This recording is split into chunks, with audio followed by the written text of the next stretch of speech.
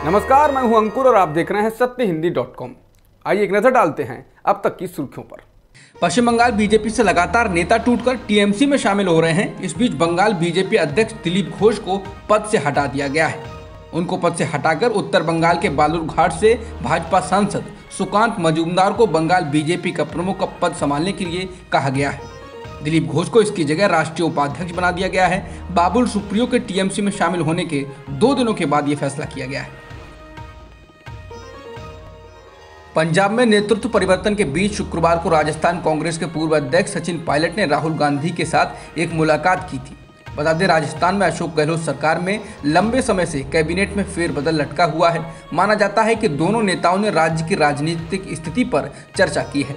बता दें, अजय माकन के कई दौरों के बाद भी राजस्थान में फेरबदल नहीं हुआ है। अब सूत्रों के हवाले से कहा जा रहा है कि पायलट को आश्वासन दिया गया है कि फेरबदल जल्द होगा।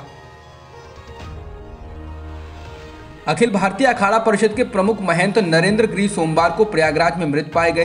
पुलिस के मुताबिक महंत का शव फंदे से लटका हुआ मिला और आत्महत्या की आशंका जताई जा रही है। हालांकि मौत के कारण अभी स्पष्ट नहीं हो पाए हैं। अखिल भारतीय अखाड़ा परिषद हिंदू साधुओं का एक संगठन है और इसी के वे प्रमुख थे। पुलिस ने प्रथम दृष्टया इसे आत्महत्या का मामला बताया। प्रयागराज पुलिस ने इस मामले में एफआईआर दर्ज कर ली है। सुसाइड नोट में जिस शिष्य आनंद गिरी का जिक्र था उसे हरिद्वार से हिरासत में ले लिया गया है और प्रयागराज से भी 2 पुजारियों को हिरासत में लिया गया है। अखाड़ा परिषद के प्रमुख महंत नरेंद्र गिरी की संदिग्ध हालत में मौत के मामले में उनके शिष्य आनंद गिरी पर आत्महत्या के लिए मजबूर करने का केस दर्ज किया गया।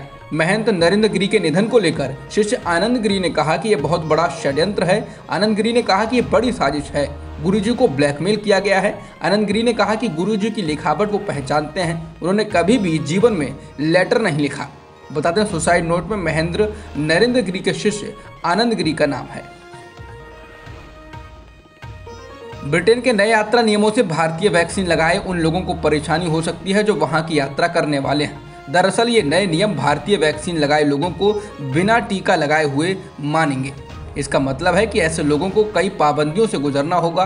ब्रिटेन के नए नियम उसी दिन आए हैं जिस दिन अमेरिका ने कहा कि वह नवंबर से पूरी तरह से टीका लगाए लोगों के लिए यात्रा में छूट देगा और इसमें भारत भी शामिल है। ब्रिटेन के इन नए नियमों का भारत ने विरोध किया है। उसने चेतावनी दी है कि यदि वह भारतीय वैक्सीन को छूट नहीं देता है तो ब्रिटेन की वैक्सीन लगाए उसके नागरिकों को भी भारत में ऐसे नियमों का सामना करना पड़ सकता है।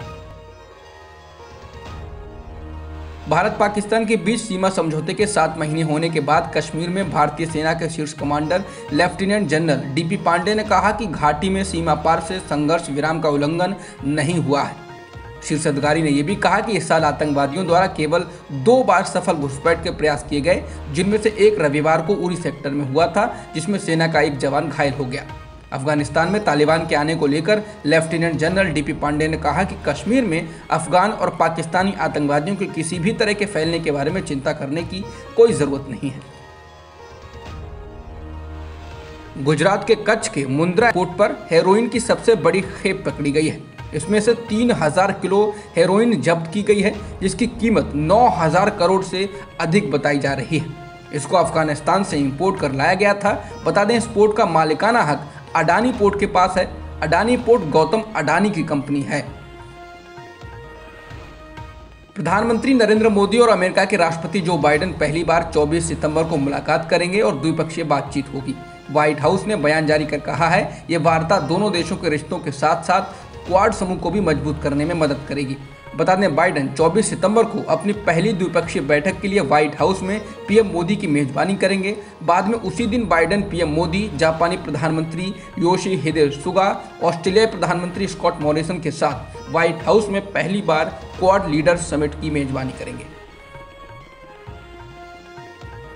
कनाडा में मध्यावधि चुनाव के लिए मतदान खत्म हो चुका है। प्रधानमंत्री जस्टिन ट्रूडो की लिबरल पार्टी एक बार फिर सत्ता को बरकरार रखने की ओर बढ़ सकती है।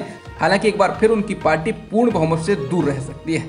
बता दें, अल्पमत के साथ सरकार चला रहे ट्रूडो ने इस बार 2 साल पहले ही चुनाव कराकर कोशिश की कि वो कोरोना महामारी में किए गए अपने कामों को भुनाने में सफल हो सकते हैं। हालांकि आ रहे रुझानों के अनुसार ट्रूडो बहुमत की सरकार नहीं बना पाएंगे।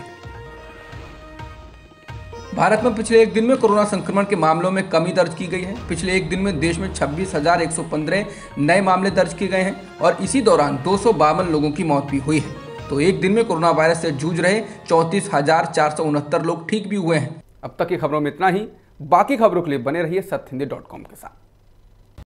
सत्य हिंदी का ऐप डाउनलोड करें गूगल प्ले स्टोर पर।